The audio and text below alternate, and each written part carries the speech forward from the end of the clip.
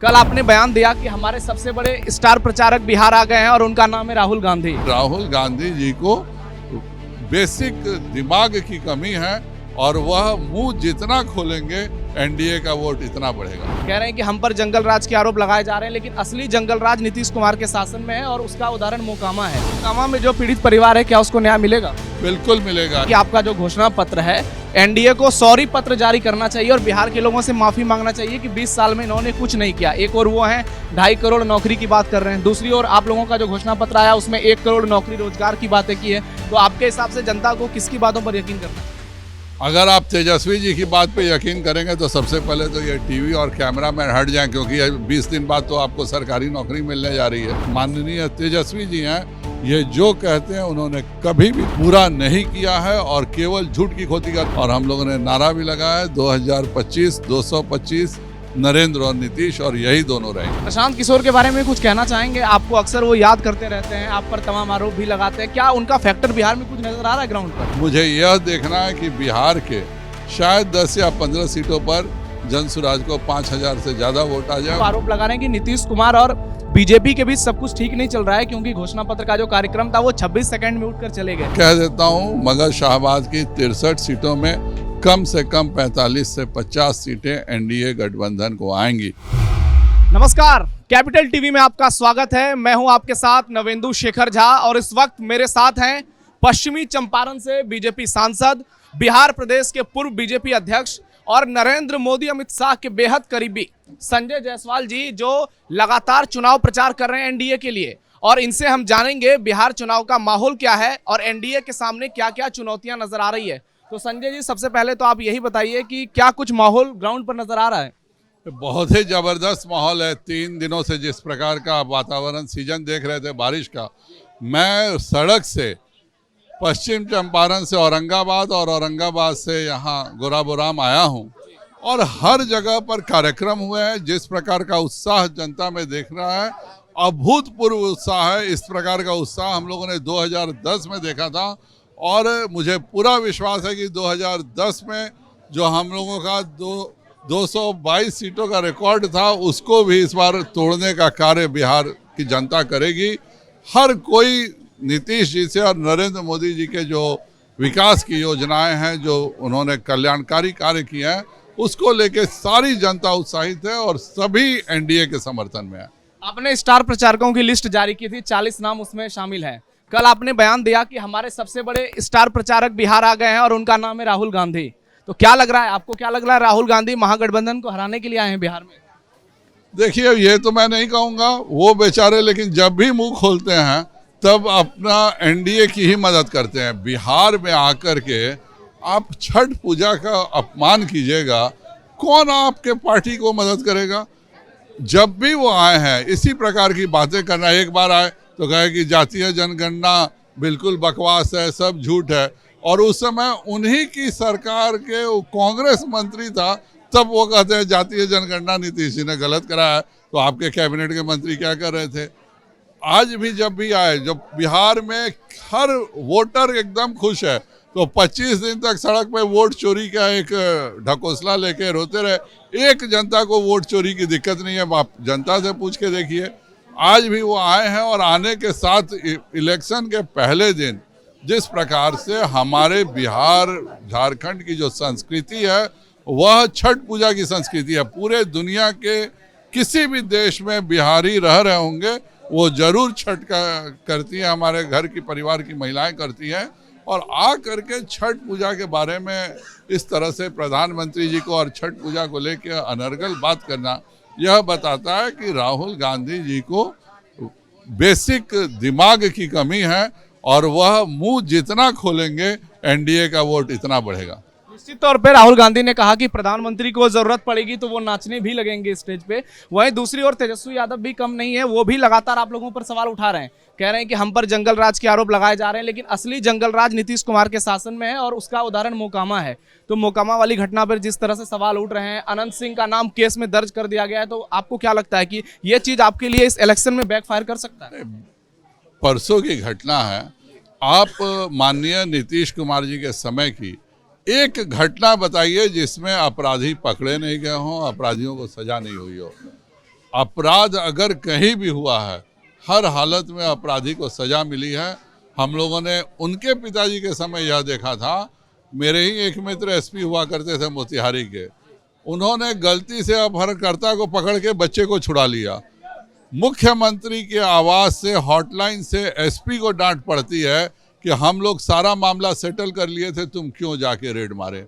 हम लोगों ने यह भी देखा है कि किस प्रकार से जो अपहरण होते थे उनके डीलिंग मुख्यमंत्री आवास में होती थी। मैं पटना मेडिकल कॉलेज का छात्र हूँ, मेरे सर्जरी के हेड की गाड़ी चोरी हुई थी। वह उनको बोला गया कि मुख्यमंत्री जी को भी खबर कर दीजिए। जब वह मुख्यमंत्री आवास पे गए तो देख रहे हैं उनके चोरी की गाड़ी मुख्यमंत्री आवास पर रखी हुई है, और उस समय के तत्कालीन मुख्यमंत्री कहते हैं कि हमारा ही बच्चा सब उठा लिया है, डॉक्टर साहब 5-10 हज़ार रुपया देके गाड़ी लेके चले जाइए। तो अगर मुख्यमंत्री इस तरह की जो भाषा बोलता था, आज बिहार की जनता नीतीश कुमार जी के सरकार में और केंद्र सरकार के साथ जो ये डबल इंजन की सरकार चल रही है, उससे सभी लोग खुश हैं। दुखी केवल दो हैं, राहुल गांधी और तेजस्वी यादव। दोनों को न केंद्र में कभी सरकार देखने को मिलेगी, न कभी राज्य में मिलेगा। मोकामा में जो पीड़ित परिवार है, क्या उसको न्याय मिलेगा? बिल्कुल मिलेगा। इस सरकार में जिसने भी अगर कोई आपराधिक कृत्य किया हो, निश्चित तौर पर उस पर कार्रवाई होगी। 1% भी इस पर शंका नहीं रखिएगा। लेकिन जो अपराधी होगा, बहुत सारे वीडियो फुटेज है, हम लोगों ने खुद देखा कि दुलारचंद जी भी ईंटा फेंक रहे थे, तो सारे वीडियो फुटेज हैं। तो जिसने भी अपराध किया, 2 अपराधी पकड़े जा चुके हैं, और जिन्होंने भी अपराध किया पकड़े जाएंगे। लेकिन जिसने अपराध किया वही पकड़ा जाएगा, जिसने अपराध नहीं किया है तो किसी के कहने से कोई नहीं पकड़ा जाएगा। तेजस्वी यादव लगातार सवाल उठा रहे हैं। वो कह रहे हैं कि आपका जो घोषणा पत्र है, एनडीए को सॉरी पत्र जारी करना चाहिए और बिहार के लोगों से माफी मांगना चाहिए कि 20 साल में इन्होंने कुछ नहीं किया। एक और वो है 2.5 करोड़ नौकरी की बात कर रहे हैं, दूसरी ओर आप लोगों का जो घोषणा पत्र आया उसमें 1 करोड़ नौकरी रोजगार की बातें की है। तो आपके हिसाब से जनता को किसकी बातों पर यकीन करना चाहिए? अगर आप तेजस्वी जी की बात पे यकीन करेंगे तो सबसे पहले तो ये टीवी और कैमरा मैन हट जाएं, क्योंकि 20 दिन बाद तो आपको सरकारी नौकरी मिलने जा रही है। तो बिहार के सारी दुकानें बंद हो जाएंगी, क्योंकि भाई सबके बच्चे सरकारी नौकरी करेंगे तो दुकान कौन चलाएगा। बिहार में किसी को 5 किलो मुफ्त अनाज नहीं मिलेगा, क्योंकि मुफ्त का अनाज तो केवल गरीबों के लिए है। बिहार के किसी भी गरीब को 5 लाख रुपए के इलाज की आयुष्मान भारत की सुविधा नहीं मिलेगी, क्योंकि वो भी गरीबों के लिए है। क्या आप बोल रहे हो 2 करोड़? बिहार पूरे देश में केंद्र सरकार 30 लाख नौकरी दी है, और आप कहते हो कि 2 करोड़ 70 लाख सरकारी नौकरी हम यहाँ देंगे, उसके लिए 50 लाख करोड़ की ज़रूरत होगी। कहाँ है भाई 3 लाख करोड़ का बजट? देश का जितना बजट है अगर पूरा बिहार के सरकारी नौकरी में दे दिया जाए तो भी वह पूरा नहीं होगा। हमने कहा है कि हम 1 करोड़ नौकरी और रोजगार देंगे। पिछले बार भी हमने कहा था कि हम 10 लाख सरकारी नौकरी और 20 लाख रोजगार देंगे।